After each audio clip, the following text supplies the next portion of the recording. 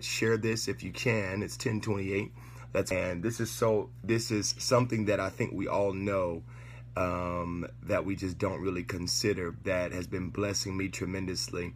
It's about the creative genius of God and God's creative process, how God designs things and what the Lord does in his design process, his genius in the way and the manner that he does it. It's backwards compared to the way that we do it, the way we approach it, the way we build it. We build it backwards from how and why God does it. Thank you for all of you that are sharing. Let's talk. Okay, today I'm talking about doing it from scratch. Doing it from scratch. I have 784 live viewers. Let's get to 1,000. But before we go that far, I want to ask all of you on here, how many of you are nervous about starting over? Having to start over in anything, starting over in a new city, starting over in a new company, starting over in a new relationship, starting over in a new church, starting over in a new role. Starting over is not very fun. The way we often approach having to start over is met with a lot of panic, met with a lot of insecurity, met with a lot of fear. And you know what I know about people is that we kind of pre-fear even before we understand what we are afraid of. Has anybody out there ever had a pre-fear, like a fear in advance of something you haven't even approached yet? Right, I know. Even people that are not commonly afraid experience kind of pre-fear. What if this does not happen? I know people, believe it or not, that are afraid of success. We all know that there are people that are afraid of failure, but I've been talking to people lately who are afraid, what if this is true? What if God's ideas about me are actually true? What if I am called to do the stuff that I think? What if it's not just a suspicion? And what if it is not just an inclination? What if this really is my purpose? I get it. But, I've been studying how God created, how he fashioned the most genius technology that he did and that he left on the planet, and that's the human race. God is a creator. He is an entrepreneur. He is an innovator. And the most powerful thing that he created for the stewardship and the supervision of the planet was human beings. And so when you look at the way God chose to make human beings, you find a whole lot of insight in how God prefers to do things. And what I love about Genesis 1:26 through 28. You don't have to find the Bible and go there now, but I just want you to think about this. In Genesis 1:26 through 28, we've got about 5 to 7 different instructions from God. Okay, God said, "Let us make man. Let us make him in our image, in our likeness. Let them have authority. Let them have dominion over the fish of the sea, over the birds of the air, over every creeping thing that creepeth upon the earth.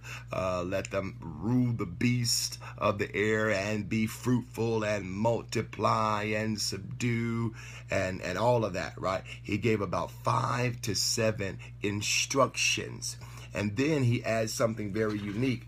He's in Genesis 1:26 and 28. He says at the conclude of all of those instructions and all of those definitions and all of those objectives for this new thing, this new concept, this new idea, then he says, "Male and female created he them." So he actually gives a distinctive. He gives the clarity that this is going to be a partnership. I'm going to create a partnership. All 5 of these things. Hey, Kyra, love you, sweetheart. But that's what we know. And that's what we study. The 5 to 7 directives, instructions, and objectives of God for the human race. His vision on the human race, right? The creativity and the creative genius and the creative process of God. But you know what messes me up? What messes me up is Genesis 2:7. Genesis 2:7 is what messes me up. Now, in Genesis 2:7, it actually says, "Then the Lord God formed man from the dust of the ground and breathed into his nostrils the breath of life, and man became a living soul. So here is the conflict. In Genesis 1, God highlighted all of those objectives, all of those directives, all of those instructions, all of those definitions, but he did not create man's body or didn't form man until Genesis 2:7. Genesis 1:26 through 28 highlights all of the instructions, God's visions, God's details, his objectives. And yet a body didn't come until the next chapter. There is so much profundity in that one principle. Have you ever really thought what God or why God would choose to give instructions, to give vision, to give insight to a being that had yet to become a being? He did not have a body. That teaches us about how God prefers to build a thing.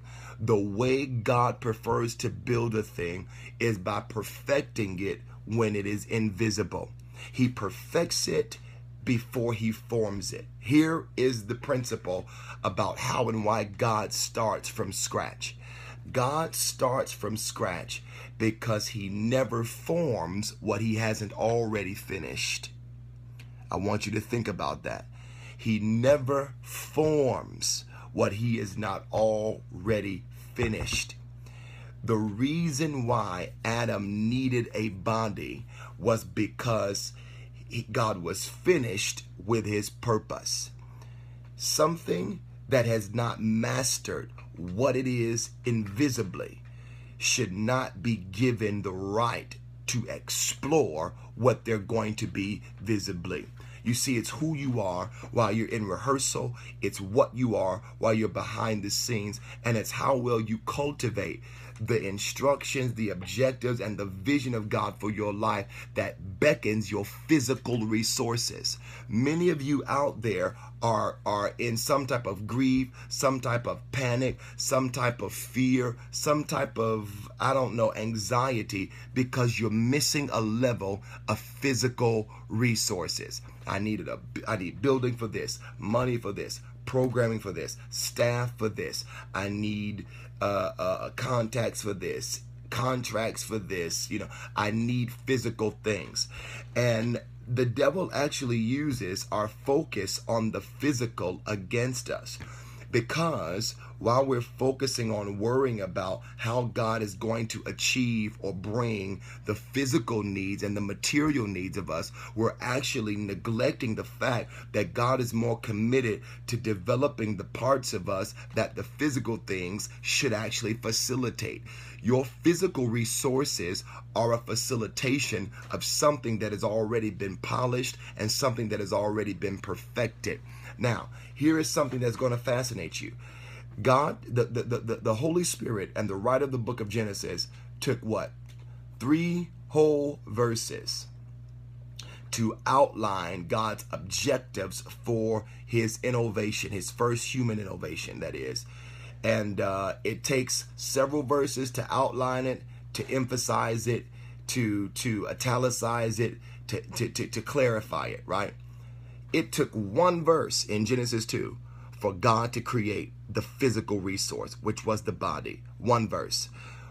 In Genesis 1, there were several verses of things that needed to be mastered, things that needed to be studied, things that needed to be perfected, things that needed to be understood. In the next chapter, when it was time to give the physical, only 1 verse. What is the principle? All it takes is 1 moment for God to give you the physical resource that you need. That's the quickest. That's the easiest part. It's not difficult. It's not complex. It doesn't require war. It requires strain. It really often doesn't even require a whole bunch of human effort. By that point, when your effort is in the way, a lot of his glory is not even being revealed. It took 1 verse for Adam to get a body, and yet 4 or 5 for him to get instructions. If you want to see the quickest way to cause your physical stuff to manifest. It's pay attention to the tone, the tenor, the instructions of God that are invisible. When you have mastered and perfected that, then you deserve a body. This is the same reason why there are churches around America. When you ask them what their vision is, they will show you a facility. But facilities are not visions. They're ideas and they're instruments that are supposed to orchestrate vision. But a building is not a vision. It's a resource of vision. For this reason, many people build big buildings and don't know what to do when they get there, or even worse, how to keep it once they're there. Because vision is what you should have been doing all along and should have been the reason why you needed the building to begin with. But the building in and of itself is supposed to be a resource in the hand of vision. You understand that? Here are the principles from that. In God's mind. Now, your mind is this: I can't produce, I can't grow, I can't make the type of money, I can't flourish in ministry without my resources. And that is a lie from hell. That is a lie, because resource only comes after revelation. Can you write that down? Resource only comes after revelation. You only need resources once you have enough revelation. And if you are lacking in resource, it's probably because you're deficient in revelation. You see, because God is a God of stewardship, He is not in the business of handing resources to people who don't have enough revelation. The absence of revelation will make you mismanage all types of resource, whether they are buildings, properties, money, relationship. It's resource after revelation. And many of you will be in the revelation phase for years until you have mastered, become confident in, become articulate in, and become protective over the revelation. The revelation is the reason for the resource. Write that down. The revelation is the reason for the resource. So many of you are reaching for and crying for and decreeing and declaring resource, but you don't have enough revelation to manage it. God spoke to Adam and mentored Adam more when he was invisible than he did when he was visible. God spoke to him and he had no ears. He taught him and he had no brain. He instructed him and he had no ability to take notes. He mentored him when he was intangible. Therefore, when he became tangible, all he had to do was tap into his potential and follow the leading and the wisdom and the protective providences of the Holy Spirit. He told a being that didn't have eyes or ears yet to rule the world, to have dominion over the fish of the sea, and he didn't even have legs yet. By the time he gave Adam a body, the only thing you see that God did was blow on it. He breathed on it. God breathes on the structure of things after that structure has become the seat of the previous sentences and the previous instructions and the previous wisdom that is supposed to be. That's very important for you to realize. And there's a reason why God vetted him and mentored him and cultivated him in the spirit, so that he would not ruin those destructions in and by the flesh. Our worries are often backwards. We worry about the physical stuff and the physical, stuff primarily and first, when we really need to worry about the stuff that mandates the physical stuff. So it's revelation before resource. I want you to get that if you're starting something from scratch. Then it's purpose before production. It's purpose before production. When things begin to be produced, it's because its purpose has been completed. Purpose is before production. It's revelation before resource, but it's purpose before production. When God does a thing from scratch, He does not teach purpose to the thing that's produced. He actually gives purpose as the beginning force, and then He produces once purpose has been mastered.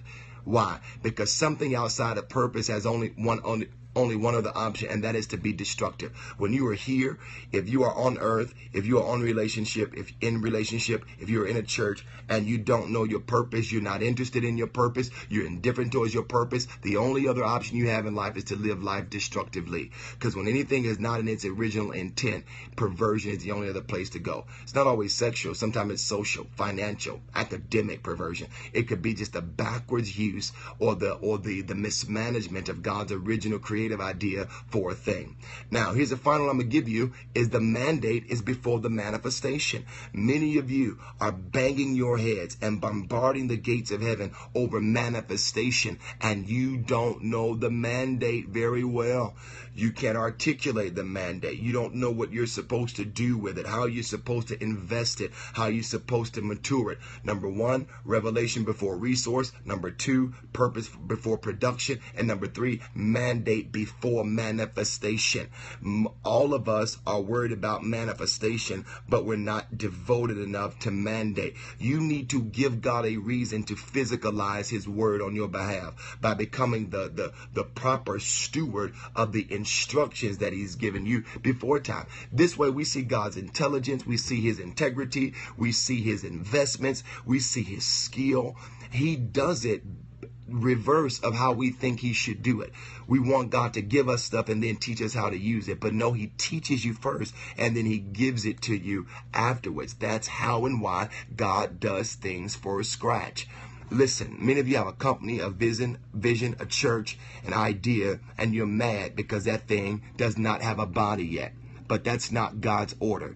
God's order is to give it a body as an exclamation point. Maybe the reason you don't have a body or that vision has been manifested or that concept has not been physicalized is because he's not done talking.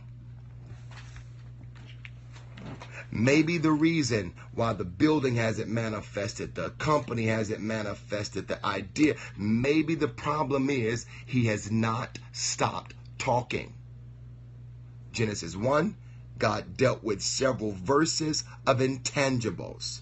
Genesis 2, got us some dirt, a little handiwork. He breathed upon it and he was done.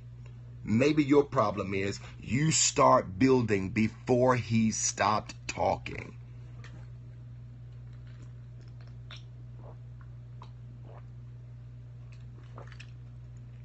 So you never want to be in a situation where you started something before you've allowed him to finish his sentence. And you never want to create something and start the journey of attempting to craft something and you've not let him finish his sentence. God is he's still talking. And because he's still talking, you should not start building just yet. Being as more clear can never work against you in a lucrative sense, in a rewarding sense, in a manifested sense. Check it out. Now, here is a prophetic word. Those are just mentoring principles. But here's what I know about this season. What I know about this season is this. Most of you are about to be put in a situation where you're about to start something from scratch. And the devil loves to mess with people psychologically, emotionally, and spiritually who feel like they're in a season of starting from scratch. But here's the problem. When you are starting from scratch with God and with the advantageous nature of revelation, it's not the same as starting from scratch in your flesh. Hear me.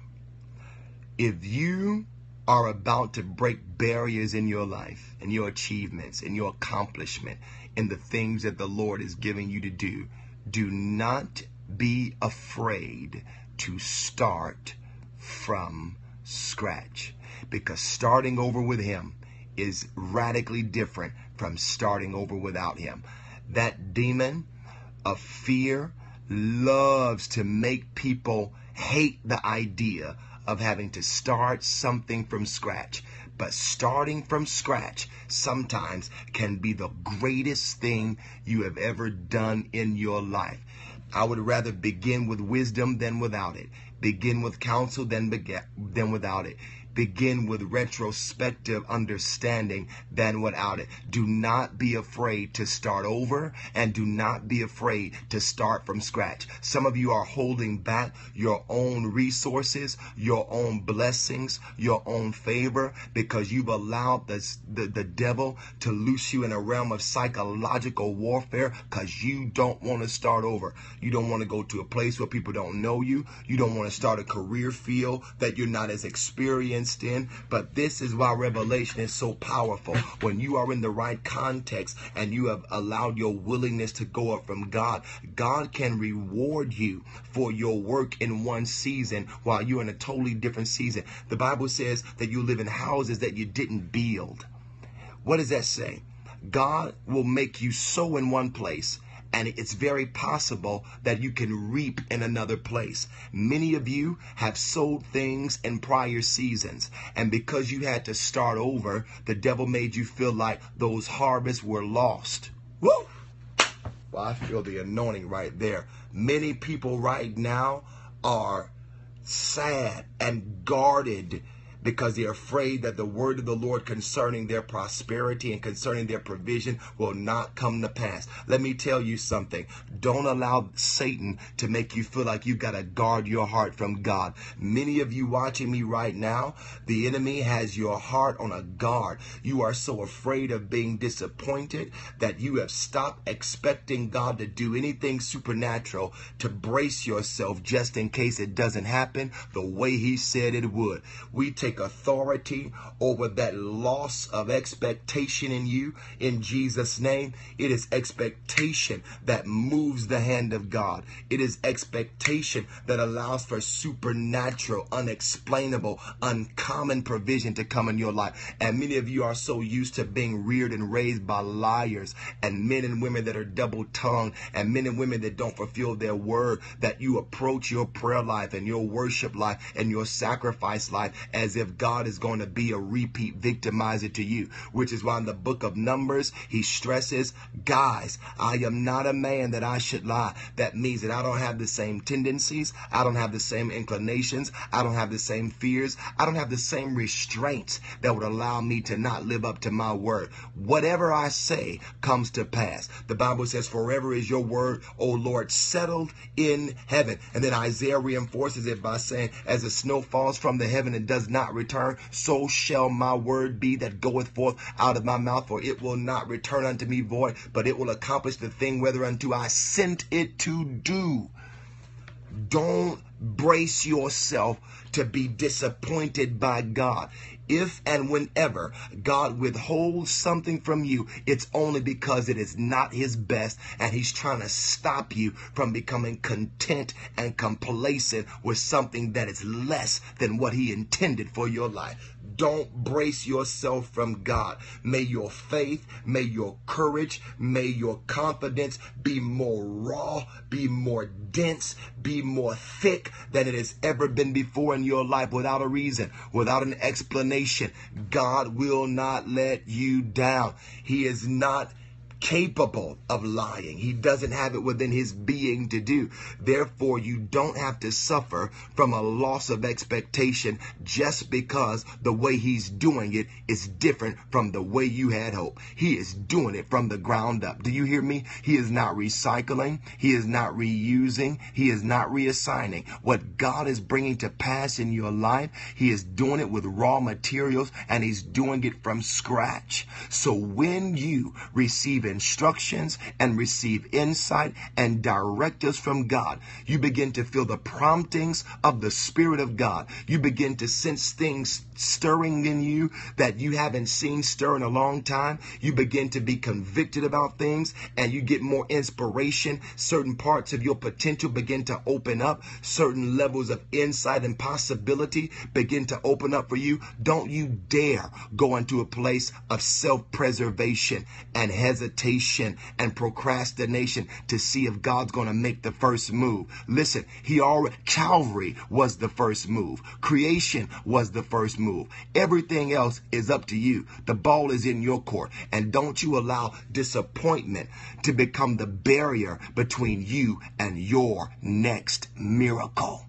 I will believe God. In a season of miracles, you can't help but be completely exposed to the highest intent of God, to your life, your purpose, your ministry, your call, and your assignment. He will not let the righteous down. So be encouraged, beloved. He's doing it from scratch. It may not have a prior precedent. It may not have a prior thing to compare itself to. But what the Spirit of God is doing in your life, He's doing it from scratch. Therefore, when you are put in a situation where you have to do something from scratch, follow the Lord and don't stop. Go all the way. All right? That's my word to you tonight. He's doing it from the ground up. Listen, what you feel is no different from what Moses felt, what Noah felt, what Hezekiah felt. What you feel is no different from what Nehemiah felt. All of them felt the innovators' panic. Everybody did. Don't you be disappointed, and don't you brace yourself for God not to perform His word. Now, if you were blessed by this, please let me know you were blessed. Go ahead. Give me some thumbs up. Let me know.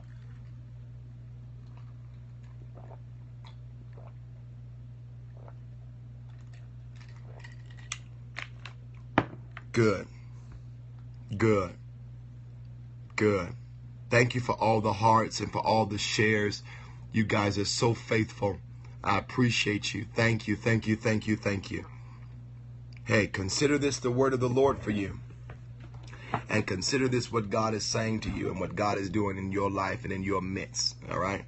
So God bless you.